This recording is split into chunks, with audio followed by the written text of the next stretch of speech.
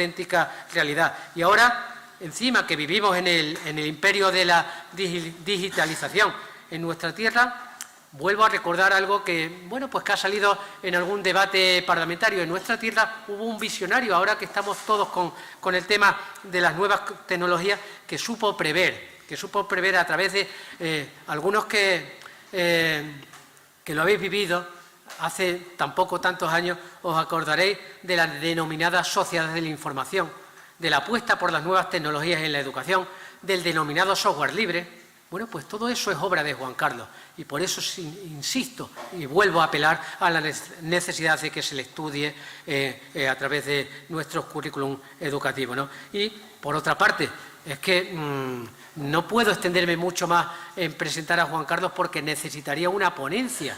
Por eso insistía en el tema de que es necesario que nuestros jóvenes conozcan la figura y el perfil de nuestro personaje, ¿no? Hoy, además, hemos hablado del pasado de Juan Carlos, de lo que ha supuesto su legado, de lo que ha supuesto su herencia, pero es que hoy todavía continúa ilustrándonos y además provocando debate, y lo que es muy propio y muy nuestro dentro de la izquierda, y que a mí me encanta, huyendo o fomentando la huida de la unanimidad. En un partido nuestro, como el nuestro, un partido de izquierda, como es el PSOE, necesitamos personajes como Juan Carlos que fomente que no tengamos un pensamiento único, ¿no? Porque es verdad, podremos compartir o no sus opiniones, pero lo que queda claro es que nos permite reflexionar y nos anima, y voy a dar, y con esto termino, una cita histórica, nos anima, como diría ya Horacio en el siglo I antes de Cristo, o como luego le parafraseaba Immanuel Kant, a que nos anima, Juan Carlos nos anima a atrevernos a pensar. Así que con ustedes, Juan Carlos.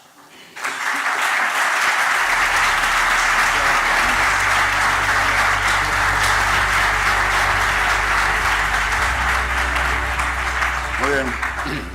Buenos días. Les doy las gracias a Fernando por la invitación que me ha hecho. Siempre que hay una jornada de este tipo me invita, me da libertad para que hable de lo que quiera y agradezco además sus palabras, que seguro que habéis sabido valorar en sus justos términos, porque no conozco a nadie que, por muy moderado que sea, y Fernando es un hombre moderado, no se convierta en un extremista radical a la hora de presentar a alguien. Y eso es lo que ha hecho él en su intervención. De todas maneras, puesto que él hablaba para los más jóvenes, también yo quisiera empezar lanzando un mensaje a esos más jóvenes para decirles que si pudimos estar tantos años gobernando Extremadura y seguimos estándolo, es porque aprendimos desde muy temprano que la política es el aprendizaje de la decepción. Y quien no sea capaz de aprender a dominar la decepción no está capacitado para ejercer la política. Y dominar la decepción y aprender la decepción significa construir desde lo que se consigue, aunque lo que se consiga en un principio no sea todo aquello que te habías propuesto.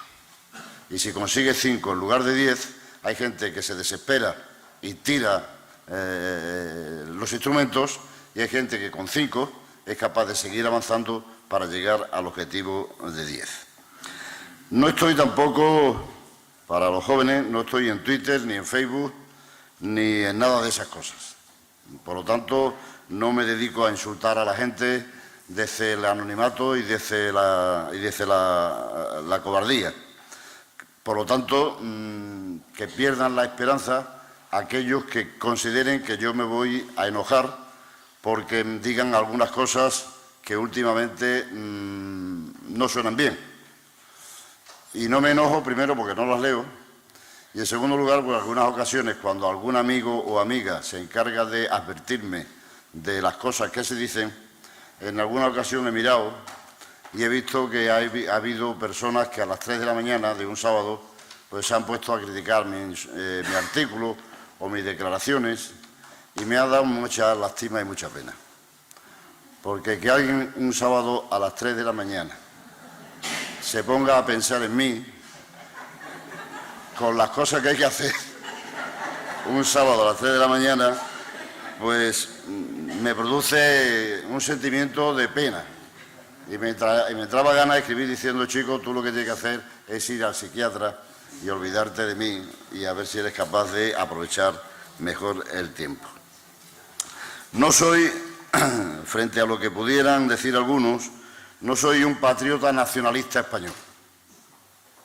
Aunque cuando en el año 83, 82 ganamos las elecciones generales, nos poníamos muy orgullosos, los socialistas de aquel tiempo, cuando desde el extranjero, desde la prensa extranjera, se calificaba al gobierno español de Felipe González jóvenes nacionalistas españoles.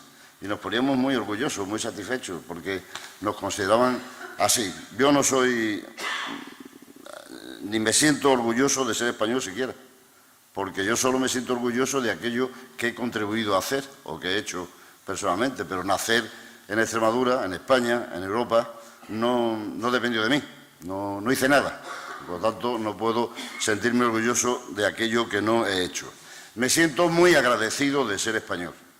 Me siento muy agradecido por ser extremeño y me siento muy agradecido por vivir en la parte del mundo donde más igualdad existe, donde más libertad existe y donde más democracia existe. Si mis padres hubieran tenido la mala idea de haberme parido en Siria, pues seguramente yo no estaría aquí ahora, sino que me habría ahogado en el mar Mediterráneo como tantos y tantos lo hacen como consecuencia de la desgracia que tuvieron de haber nacido de la raya para allá y no de la raya para acá.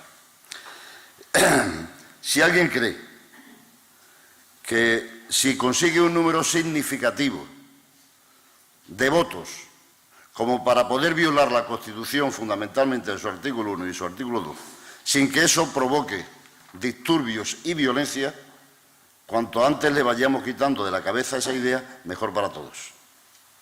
Mejor para todos.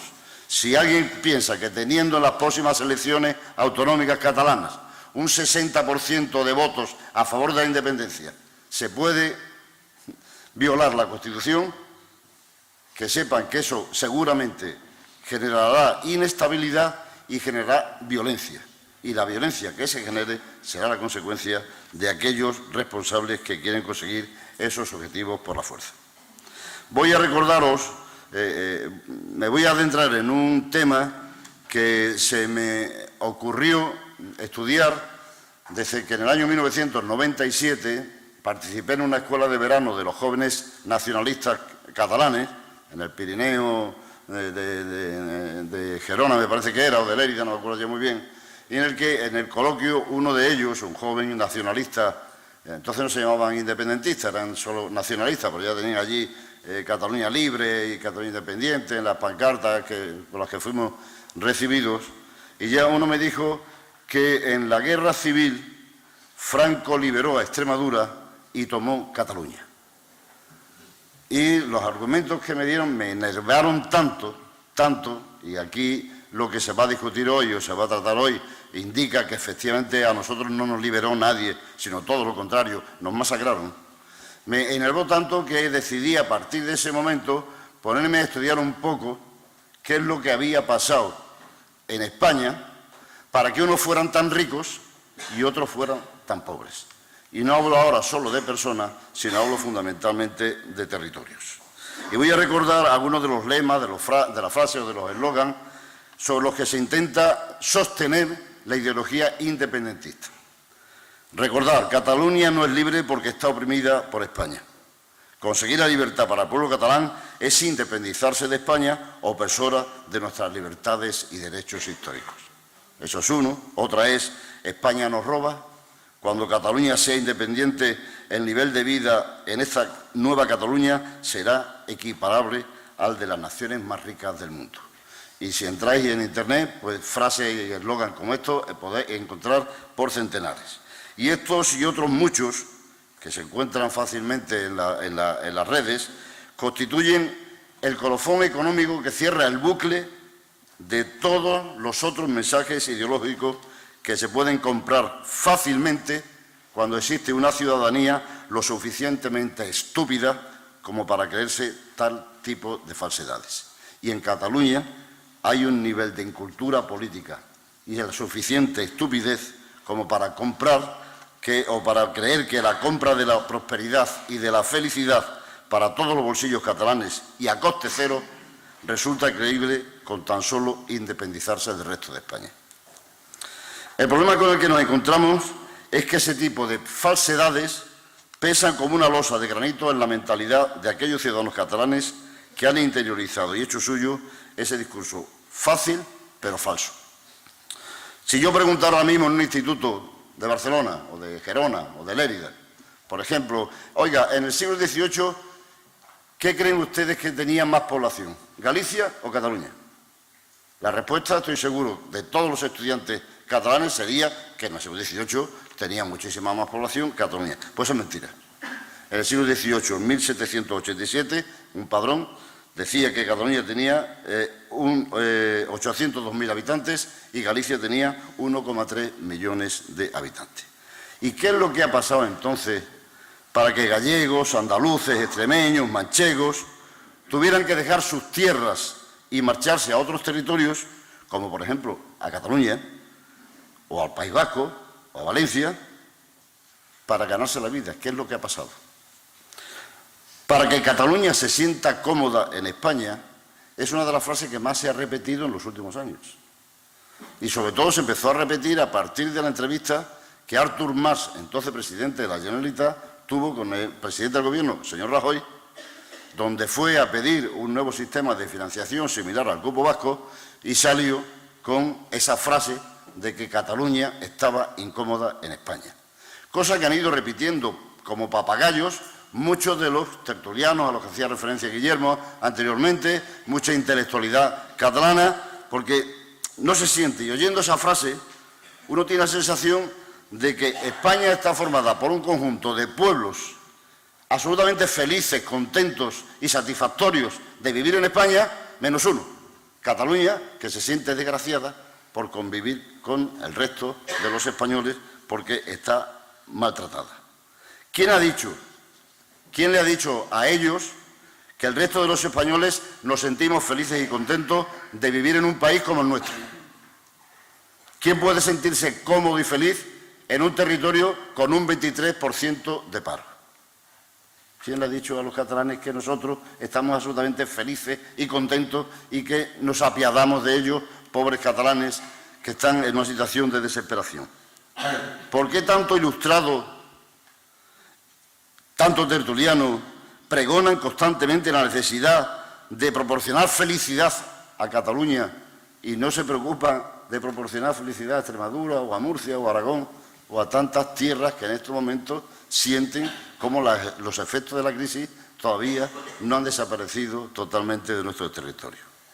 La segunda pregunta que yo me formulo es la siguiente. ¿Desde cuándo creen que se sienten poco cómodos en España los que se sienten incómodos en España? ¿Desde cuándo? En su diario de un turista, en 1839, Stendhal, el maestro de la novela realista, recoge con la perspicacia propia de su talento sus impresiones tras un viaje de Perpiñán a Barcelona.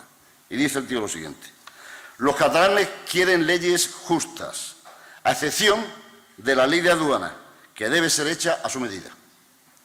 Quieren que cada español que necesite algodón pague 4 francos la vara. El español de Granada, de Málaga o de La Coruña no puede comprar paños de algodón ingleses, que son excelentes y mejores que los catalanes y que cuestan 1 franco la vara.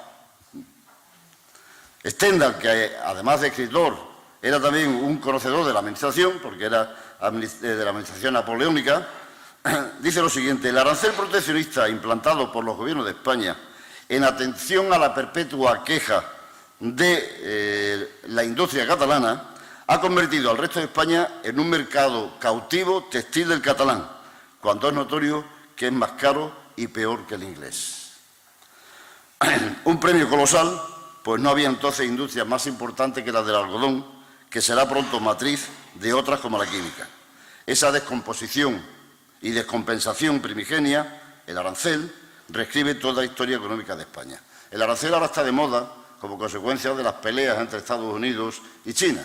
Bueno, pues el arancel es la consecuencia de la diferencia entre territorios a lo largo del siglo XVIII, XIX y del siglo XX, como diré a continuación. A partir de esa discriminación positiva inicial, que le permite arrancar con ventaja frente a otras comunidades, pues España es un páramo industrial Cataluña va acumulando más y más espaldarazos por parte del Estado nacionalista, proteccionista español. La economía catalana, frente a los que piensan que es consecuencia de que ellos son los que trabajan y que el resto somos unos vagos, la economía catalana no es solamente esa consecuencia, sino también es consecuencia de los beneficios que el nacionalismo español aportó a la falta de competitividad de su industria. Solo unos ejemplos.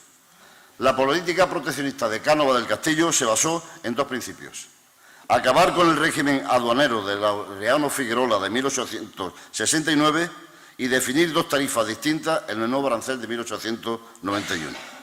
Figuerola, que fue ministro de Hacienda, había intentado liberalizar el mercado español y bajar los aranceles, que estaban elevadísimos, más del 80%, y llevarlos al 15%. Cánovas, cuando llega al Gobierno, lo que hace es suspender ese tipo de aranceles y poner de nuevo un proteccionismo a la industria catalana con aranceles que rondaban el 100%. Pero no solo ese proteccionismo era para el mercado interior. Cuba, Puerto Rico y Filipinas fueron los mercados que la industria textil catalana eligió para poder hacer frente a una oferta competitiva, la inglesa, la india, con la que no podían competir porque eran infinitamente peores. Y sacaron la Ley de Relaciones Comerciales con las Antillas y el régimen arancelario de las colonias. Por la primera medida, los productos que entraban desde España en Cuba, en Filipinas, en Puerto Rico, tenían que pagar un arancel del 11%. Los que entraban de otros países como Gran Bretaña o como India tenían que pagar un arancel del 46%. Es decir, una camisa que se fabricaba en la industria textil catalana entraba allí y pagaba un 11% más. Si estaba fabricada en Gran Bretaña o en la India, entraba y pagaba un 46% más, con lo cual era imposible que hubiera competencia. ¿Qué es lo que ocurrió? Lo que ocurrió es que el resto de los países hicieron exactamente lo mismo que hacíamos nosotros. Y, por ejemplo, Estados Unidos, que era un potencial mercado enorme para Cuba para poder vender su azúcar, pusieron también aranceles del 100%, y Cuba no podía vender el azúcar al mercado que tenía justo al lado, sencillamente por el proteccionismo a la industria textil catalana, que no podía competir como no fuera así, porque era una industria textil ruinosa e incompetente.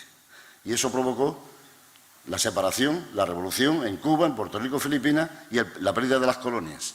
¿Y qué es lo que ocurrió al perder las colonias? Que los industriales y la burguesía catalana se enojó por primera vez enormemente contra un gobierno de España que no había sido capaz de defender la extensión catastral del territorio español y que se había dejado perder colonias, territorios donde ellos podían competir sin miedo a la competencia. Hoy podríamos decir casi lo mismo.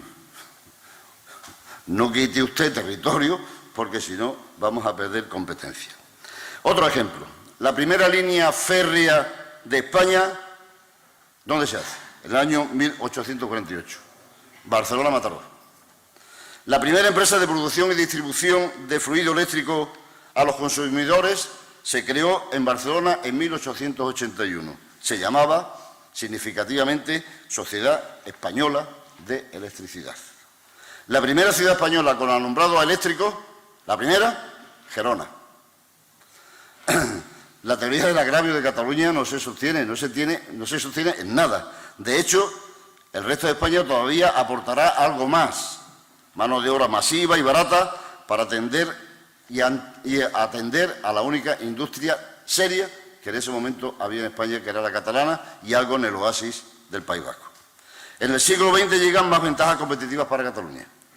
Con la llegada de la dictadura de Primo de Rivera, las cosas en la industria volvieron a su cauce proteccionista. Habían dejado de estar protegidas durante 3 años y vuelve otra vez el proteccionismo con la dictadura de Primo de Rivera. No en vano, el pronunciamiento de Primo de Rivera lo hace en la Cámara de Comercio de Barcelona, rodeado de la alta burguesía catalana y de los industriales más significativos de los sectores de las federaciones catalanas más importantes. ¿Y qué es lo que hace Primo de Rivera? Lo primero que hace es la Ley de Protección Industrial de 1926, que convirtió a España en un espacio económico cerrado. Nadie podía entrar. Los aranceles eran del 100%. Por tanto, quienes iban a vender sus productos en España con unos aranceles del 100%. Y cuando ese golpe tuvo lugar, cuando Primo de Rivera da el golpe de Estado, el pronunciamiento, Cambó, el líder de la Liga Regionalista Catalana, no dudó en exclamar que aquel era el único dulce que había podido paladear en un año amargo. Y Puig y Cadafal, también de la Liga, lo corroboró al afirmar que entre un golpe ilegal y los políticos corrompidos del sistema liberal, hasta entonces la Liga prefería el golpe. El mismo autor sigue diciendo: la euforia con que las cámaras de comercio e industria de Cataluña dieron la bienvenida al dictador fue ampliamente recompensada con paz social y con los aranceles más altos de Europa. Esto lo dice Benamí en su libro Hacia una comprensión de la dictadura de Primo de Rivera. Esta estructura de la protección provocó que la industria y la creciente población urbana se vieran obligadas a consumir productos a precios mucho más elevados. Como consecuencia de los aranceles nuestros, los demás países también ponían aranceles. Y si alguien quería poner una fábrica de harina, la materia prima que tenía que comprar en Francia o en Marruecos, o las herramientas o la maquinaria, le costaba infinitamente mucho más, con lo cual el desarrollo industrial español se vino abajo como consecuencia del proteccionismo nacionalista de la industria catalana. La victoria de Franco en la Guerra Civil supuso una ruptura con la economía de España, con la historia económica de España, y sin duda fue de lo más brutal que ha ocurrido en el siglo XX.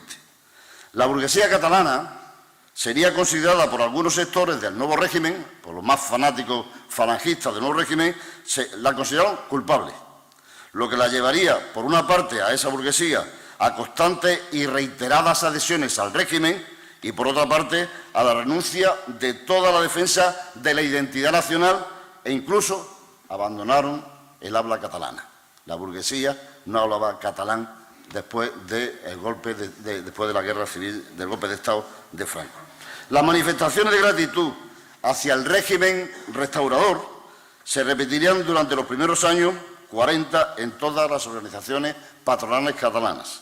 Así, por ejemplo, el presidente del gremio de fabricantes de Sabadell, durante la visita de Franco a la ciudad con motivo del tercer aniversario de la liberación, llamaba a los industriales a, cito, mostrar toda nuestra gratitud imperecedera al Salvador de España, recordando que después de Dios es al generalísimo Franco y a su valeroso ejército a quienes debemos la terminación de nuestro cautiverio y la conservación de nuestros hogares y la recuperación de nuestro patrimonio industrial.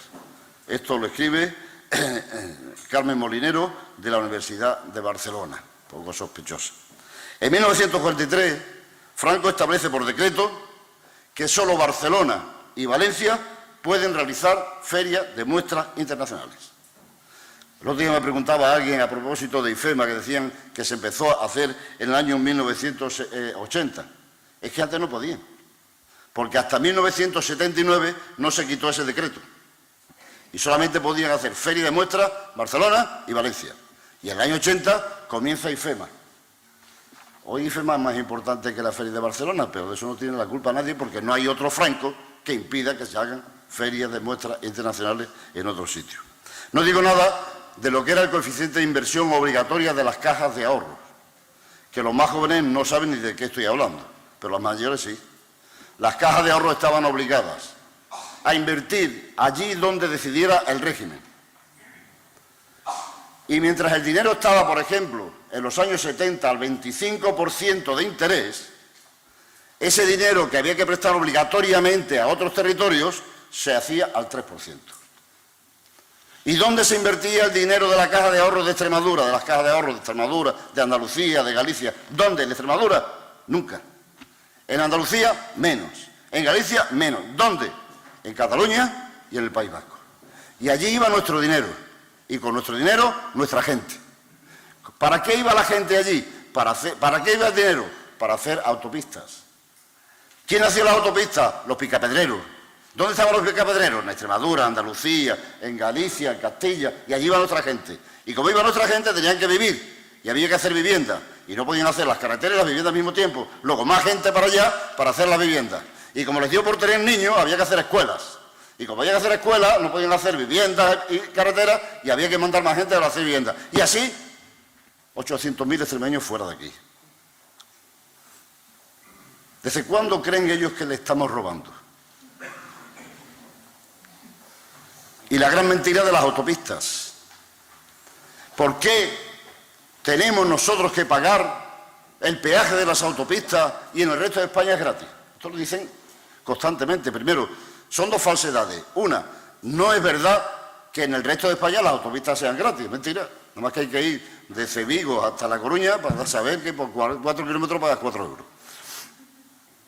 Pero es que además, el general Franco firmó un decreto en los años 70, cuando se empezaron a hacer las autovías en Cataluña y en el País Vasco, garantizando que los préstamos internacionales que pidieron las empresas concesionarias para poder llevar adelante obras de tal magnitud, les garantizó que el precio del dólar de ese momento se mantendría siempre. Y el precio del dólar entonces estaba a 70 pesetas, pero ha llegado a estar a 200 pesetas. Ellos seguían pagando, los concesionarios, a 70 pesetas. Las 130 pesetas restantes, hasta 200, las hemos pagado todos nosotros, vía presupuesto general del Estado, que hasta el año 1989 iban gastados 6.000 millones de euros. Yo invito a que algún joven haga un estudio, porque todavía quedan por pagar, no sé cuánto, porque la partida de los presupuestos era secreta y ningún diputado sabía exactamente dónde estaban, pero estaban. Y lo estamos pagando, las autopistas las hemos pagado, catalanas y vascas las hemos pagado todos. Ellos con 4 carriles y nosotros con 2. La fábrica de SEA, la única fábrica de coches que se hace en España, ¿dónde fue? A Barcelona. ¿Y la Pegaso, de los camiones Pegaso, dónde fue? A Barcelona. ¿Y los Juegos Olímpicos? Que alguien cree todavía que los Juegos Olímpicos lo hizo el Ayuntamiento de Barcelona. No, los Juegos Olímpicos fue una apuesta del Estado que tuvo un eco universal tremendo y que transformó Barcelona, y fue un proyecto de Estado que pagamos todos los españoles. Y los modelos de financiación autonómica, ahora que se habla de modelos de financiación y que Guillermo me hablaba antes cuando entrábamos, siempre recordar y echar una cuenta en Internet, siempre ganaban 2, Cataluña y Extremadura.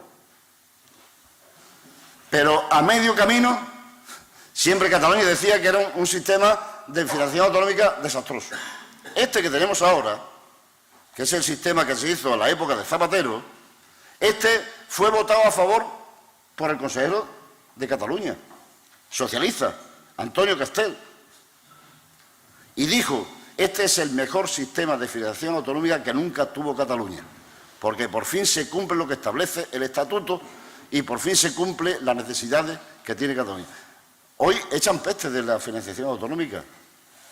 Yo creo que fue un error la financiación autonómica de Zapatero, pero ellos fueron los que la votaron. Y siempre se modificó el sistema de financiación a voluntad de Jordi Pujol. Era el que decía, este sistema ya no valía, hay que poner otro, pero si salió usted ganando. Bueno, pues a mitad de camino siempre estaban perdiendo.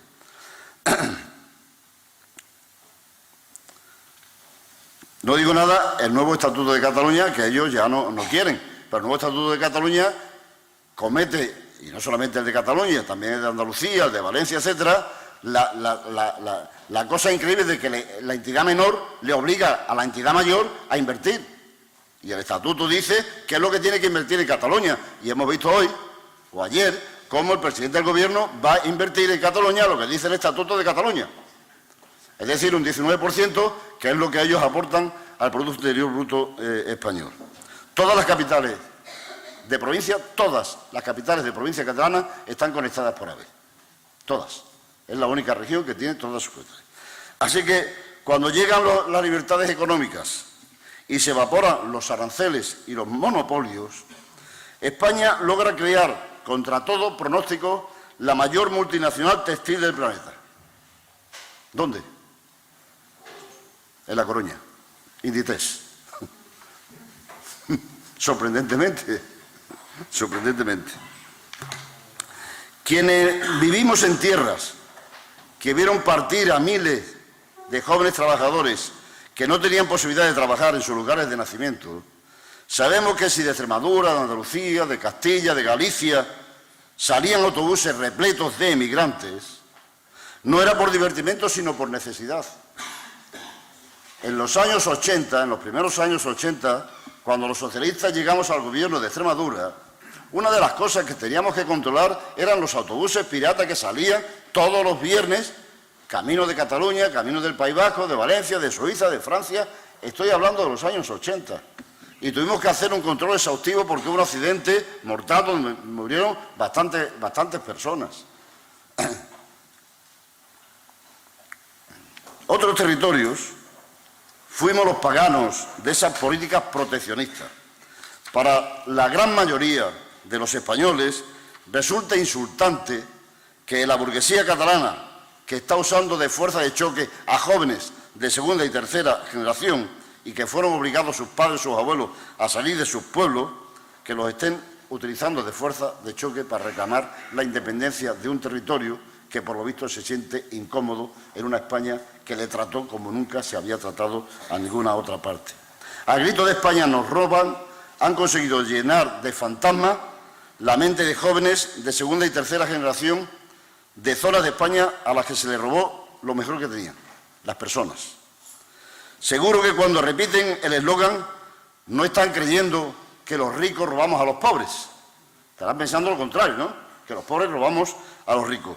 ¿Cómo de ricos serían que llevamos no sé cuántos siglos robándoles y si ellos siguen siendo los ricos y nosotros seguimos siendo los pobres? ¿Desde cuándo creen que se les roba? ¿Desde Felipe V? ¿Desde Cánovas? ¿Desde Primo de Rivera? ¿Con Franco?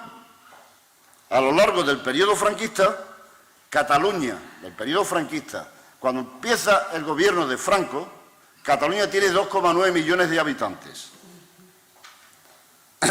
y acoge a más de 2 millones procedentes de Galicia, de Andalucía, de Extremadura y de La Mancha. ¿Qué clase de milagro es ese que un territorio explotado y robado, en lugar de perder población, lo que hace es crecer? Que nos cuenten ese misterio porque habría que intentar aprender para aplicarlo.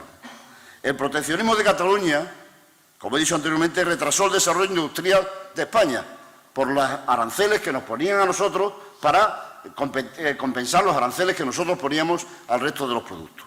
Y ahora, de nuevo, Cataluña y la corrupción política habida en ese territorio está contribuyendo a la destrucción de la democracia en España. ¿Por qué lo digo así tan tajantemente? Los más veteranos recordarán cómo en el año 1984 el entonces presidente de la Generalitat, Jordi Pujol, convocó desde la presidencia del gobierno catalán una manifestación para desagraviarle, porque dos fiscales anticorrupción, Paco recuerda, Villarejo y Mena, les imputaron varios delitos societarios cometidos cuando era dirigente de la banca catalana, no como presidente de la Generalitat. No se le investigaba por su gestión política, sino por su labor empresarial. Fueron decenas de miles las personas que fueron a la plaza de Sant Jaume en manifestación para desagraviar a aquel que dijo lo siguiente: en adelante, de ética, dijo, el gobierno central ha hecho una jugada indigna, dijo Pujol. En adelante, de ética y de moral, hablaremos nosotros, no ellos. Han tenido que pasar 30 años para que pudiéramos hacerle una idea cabal de qué entendía Jordi Pujol por ética. Esa ética la empleó en esquilmar finanzas públicas en su beneficio y en el de su familia, recordemos la madre abadesa, y de sus afines y allegados. Ahí empezó todo, pero llegó a su punto más explosivo a partir del año 2012, en el que, gobernando Artur Mas, se juntaron brutales recortes de su gobierno. Todo el mundo tuvo que hacer recortes como consecuencia de la crisis, pero en Cataluña se le fue la mano. Y los gastos sociales disminuyeron un 15%. Y recordaréis cómo Artur Mas tuvo que salir en helicóptero del Parlamento por las manifestaciones que había rodeando el Parlamento frente a un gobierno que estaba haciendo unos recortes brutales en la política catalana. Eso unido a que la mayoría de sus dirigentes estaban imputados como consecuencia del robo masivo que hicieron a las arcas públicas, no solamente Jordi Pujol, sino dirigentes de su partido, de Esquerra Republicana, etcétera, etcétera, provocó que para salir del atolladero recurrieran al viejo truco de la patria. Salieron con las banderas, con su primer eslogan, España nos roba, convirtieron en enemigos del pueblo catalán a España, y no a los que habían estado robando, esquilmando y recortando las prestaciones sociales en Cataluña. Y llama la atención que una masa de seguidores esté tan fanatizada que, lejos de indignarse por el robo al que han estado sometidos por parte de sus caudillos, se deje seducir por el fácil eslogan de España nos roba. Solo el fanatismo y la incultura democrática pueden explicar, que no justificar, este comportamiento de ciudadanos enajenados en su libertad, es decir, convertidos en siervos. Cualquiera sabe que el PSOE no va a aceptar jamás una solución confederal, salvo que esté dispuesto a desaparecer en buena parte de España. Pero la situación derivada del acuerdo para la abstención de Esquerra Republicana de Cataluña puede llegar a ser inaceptable democráticamente, es decir, constitucionalmente, que es la única forma de convivir en democracia. Inaceptable no porque no se deba dialogar, sino porque el diálogo debe darse dentro de la Constitución, del Estatuto de Autonomía catalán y del ordenamiento jurídico. Es decir, los que rompen las reglas unilateralmente deben volver a ese marco para defender sus posiciones y no forzar a los interlocutores que sean ellos los que se salgan del marco para poder dialogar. A partir de ahí, estoy dispuesto a barajar las siguientes situaciones que se pueden producir como consecuencia del resultado de la investidura.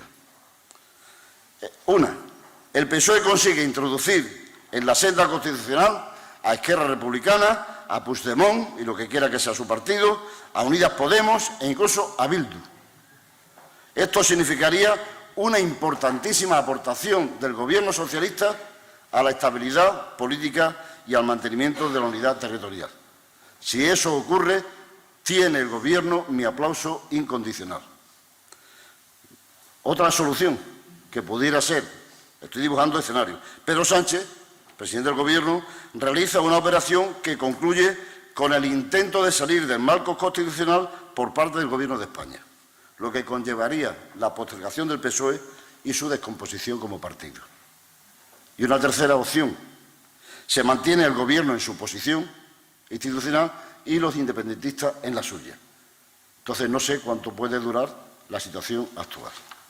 Será obligación de todos que apoyemos la Constitución y defendamos la unidad de España para evitar que sea la segunda de las hipótesis la que se ponga.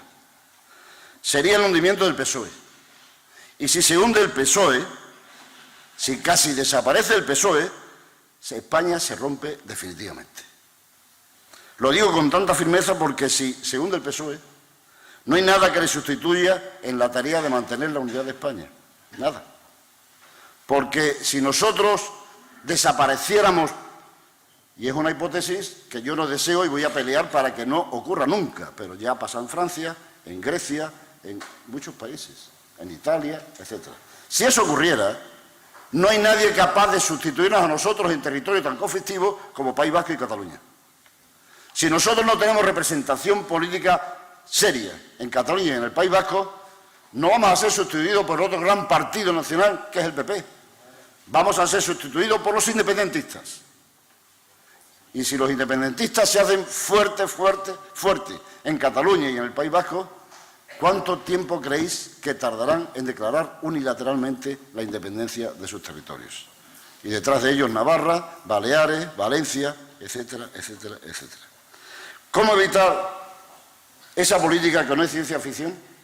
Tal vez tendremos que dejar de quejarnos porque nos hemos convertido en un país de quejicas sin consecuencias. Nos estamos quejando todo el día, pero no sirve para nada. Tenemos que conseguir que el PP deje de mirar a su extrema derecha y mire al centro, que ha quedado vacío como consecuencia del egoísmo, de la altivez y la ambición de Albert Rivera. En este momento no existe centro, lo ha dicho Guillermo anteriormente y yo estoy de acuerdo con él. No existe centro político, no está ocupado por nadie. Y del armario han salido la extrema derecha que estaba cobijada en el PP.